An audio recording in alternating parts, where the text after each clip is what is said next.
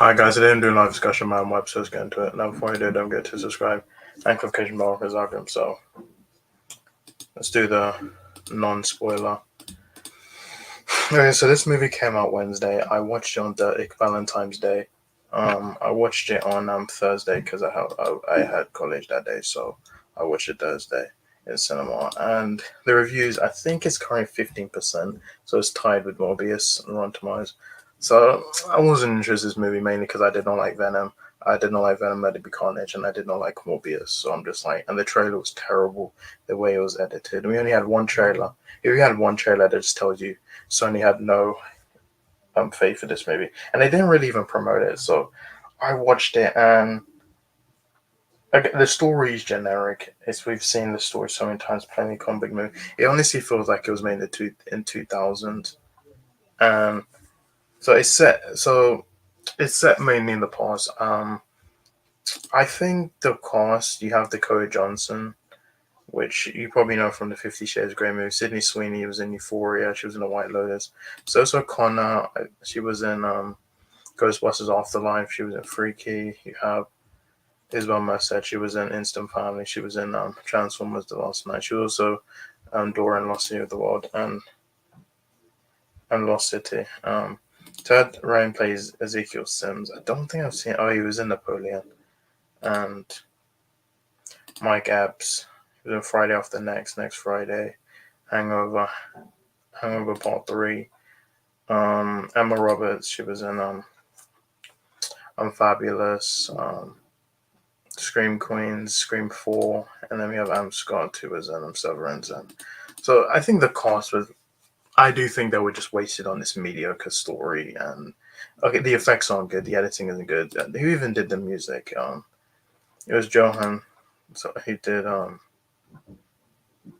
don't know what other music he's done. He's done a lot of music. This is by S.J. Clark. It's the first movie she directed. She mostly done TV. So, yeah, so this is the first movie she directed.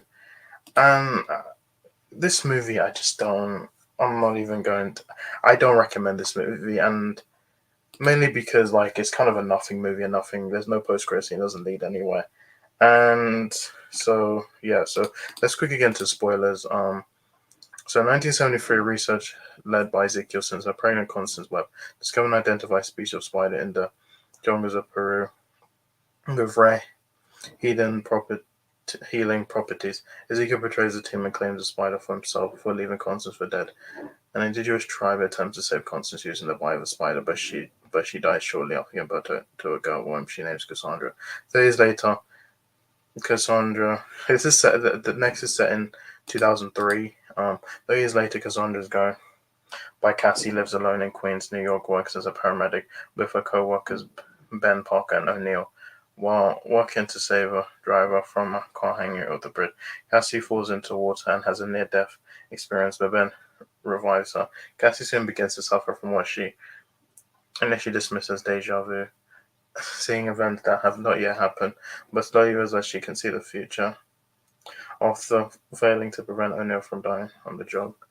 Ezekiel, who has gained the same power as Cassandra, along with enhanced physical ability, collects information of 3 women: Julia Cornell, Anya Corazon, Matthew Franklin. His visions lead him to believe that they are destined to kill him. Cassie is also drawn to the same women and intervenes to stop Ezekiel from pushing them at Grand Central Station. She steals a taxi and takes Julia and Anya out of the city to a forest. And I'm just going to read the last. Cassie is rescued and taken to the same hospital as Ben and does Ben and Mary just give has as the latter gives birth to her son, which is Peter.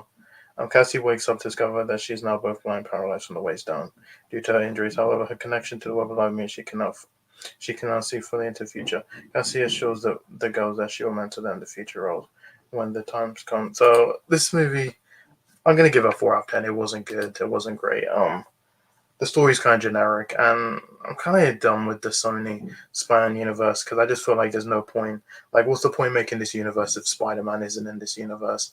And so we got Craven in August, and in November we got Venom 3. I really don't care about Venom 3. Craven the Hunter, for the trailer was good, but I doubt this will be So yeah, don't watch this movie. It's really a nothing movie. You don't really need it. So I give it a 4 out of 10. So guys, I want to have you. That's my next one. Bye.